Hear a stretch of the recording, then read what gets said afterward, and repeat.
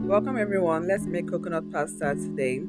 To start, I added in some oil to a pan and fried up chopped sausages.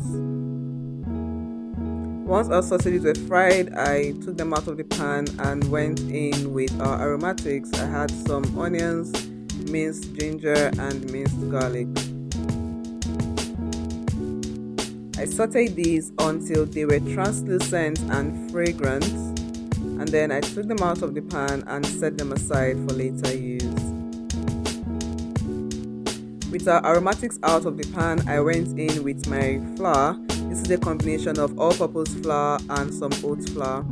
I added this to the oil to make the beginning of our white sauce. So when you mix your oil and your flour, you form a roux, R-O-U-X.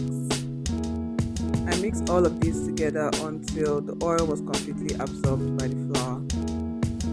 And once this was done, I began to add some liquid to the flour mixture. I combined all of this into a smooth paste. You have to make sure that this cooks out very well and that the raw taste of the flour eventually disappears. I added in the reserved pasta water from our pasta that had already been cooked at this point. Of course, if you're not open to making your white sauce from scratch, please go ahead to use some store-bought cooking cream. It's pretty much the same thing. Now you can see that we've been able to have a homogeneous mixture where the flour and the water is well combined. This was quite thick, so I still added in the last of the pasta water I had reserved.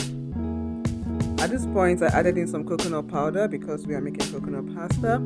If you have the fresh coconut meat that you can grind and add to this, that is totally welcome. It will probably give you a richer coconut flavor, but the coconut powder is what was readily accessible to me for this dish. And once I mixed this in, I went in with some vegetables. I added some diced carrots here.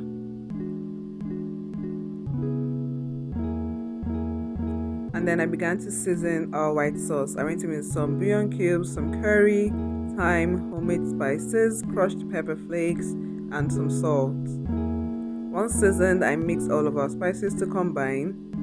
And when we had a well mixed mixture, I loosened the mixture with some more water because our sauce, of course, kept getting thick. Your white sauce can be any consistency you want.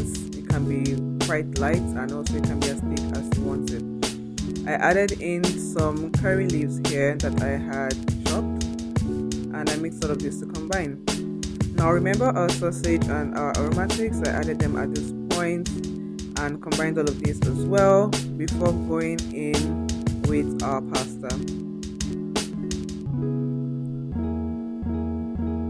Now that our sauce is ready, I turned in the pasta that had been cooked for about 12 minutes until it was al dente, and I combined this.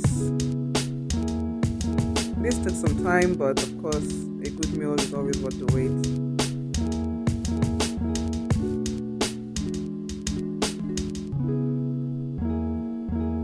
Once our spaghetti was well mixed in the white sauce, I went in with some dried basil.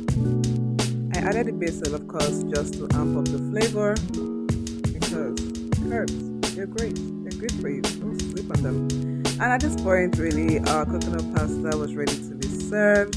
I served a hearty bowl and I garnished with a few curry leaves I had reserved from earlier. And our coconut pasta is ready. Tell me, what do you think of this recipe? Would you be trying it? Bye for now.